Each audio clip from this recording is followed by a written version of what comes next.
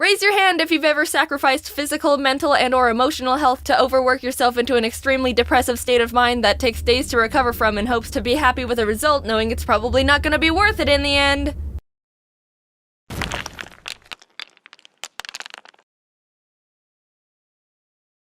If a friend came up to you and said, "Hey, I'm gonna go run 50 miles and refuse to eat, sleep, or take care of myself until I'm done," you'd be like, "No, you doof. That's a horrible idea.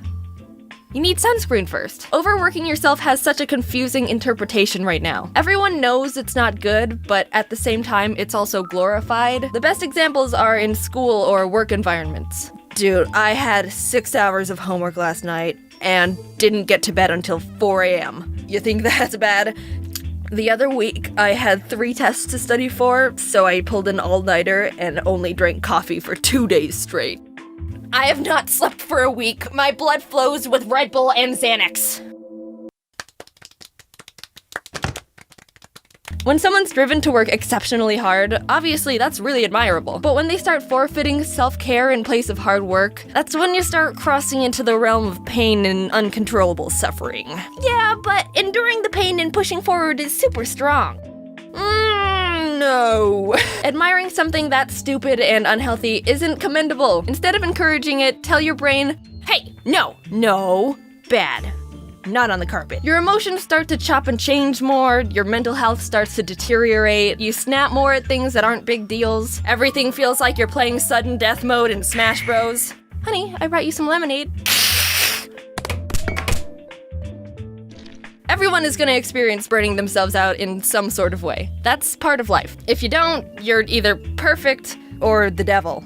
And I don't trust either of those, so stay back. I've been slowly losing my sanity from overworking myself ever since I dropped out of college, which was 2 years ago. It's the type of thing that slowly creeps in, and you only start to notice it when your insides have already deteriorated by 30% and your insanity stat has reached level 10. Burnout is caused by 3 main variables: depersonalization, where you don't feel in control of yourself anymore, emotional exhaustion, and a lost sense of achievement. Wow, Jaden, you're so smart! Ha! Yep, you know me. I'll research anything all day just to educate the people. After a long time of feeling like a very sad shell of a person, I started seeing a therapist. So the first day I came in, she just asked some basic questions to get to know me and my situation. And she got to the question, "What would you describe your average daily schedule to be?" And I was like, alright, that seems simple enough. So I wake up around 8:30, have a small snack, work out for like 30 minutes, and start working.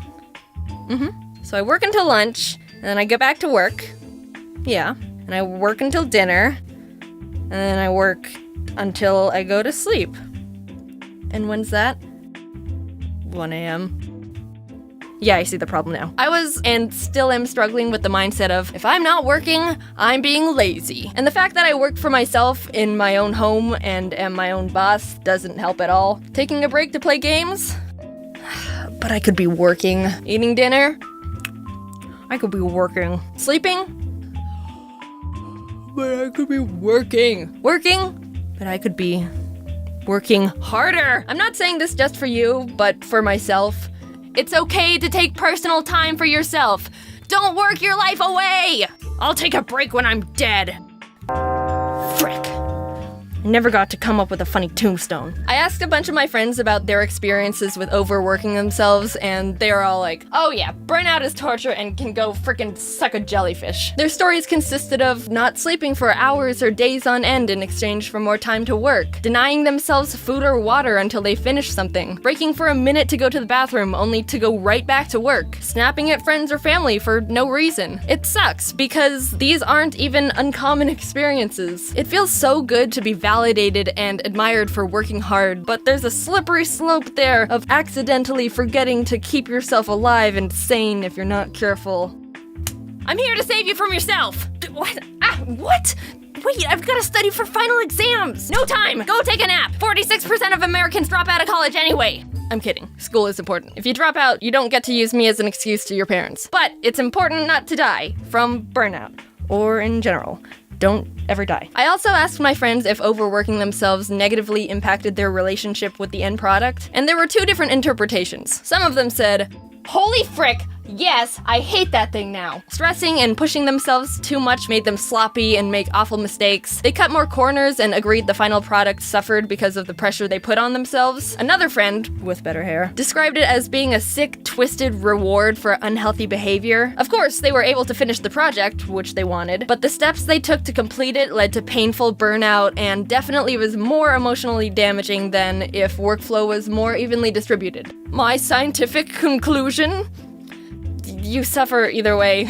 Here, have some tips to not be emotionally damaged for a week after overworking yourself. Don't do too much of the same thing without any sort of change whatsoever. You're not a mindless work zombie in a hamster ball. Doing the same thing over and over and over and over and over and over and over is a formula for absolute misery. Atrox, who helps with animating the videos, had a good analogy, so I'm gonna steal it. So say you like chocolate.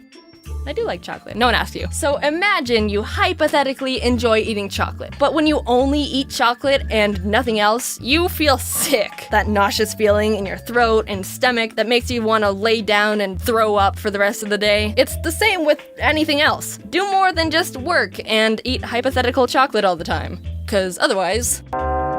Take time for self-care. Yeah, it sounds generic and straightforward. So then do it, you dummy! Spend time with yourself. Do something that'll refuel your juice tanks. When you're running on empty, you gotta take time to fill the tank back up to full. Don't just try to avoid the inevitable by pouring a little cup of gas in and hoping that'll tie you over. Enjoy yourself!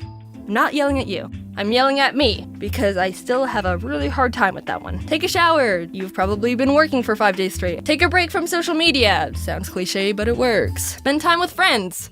If you have any. Do some stretches or something that includes moving your body. Exercise equals dopamine, which means less depression. Yay! Stick to a healthy sleeping schedule. If you're a farmer, I am a farmer. No one asked you. You gotta tend to a variety of fields instead of hyper-focusing on the same one every day. Push yourself to always be trying something new or focus on improving. It's easy to get stuck in the same grind of consistency. Everyone's a unique, special snowflake, but eventually your brain is gonna start craving something different, and if it doesn't get anything new, it throws a tantrum. You get more excited about things you're going to learn and get better at. Spice everything up. If you're a lumberjack, I am a lumberjack. Will you cut that out? You can't keep swinging your axe continuously at trees all the time. It'll start getting too dull and become difficult to keep going. You gotta take time to stop and sharpen your tools. Keep things balanced. You can create your best ideas when you're not stressed and overworked, and sad, and tired, and feel like poop. Wait, I thought you were a farmer.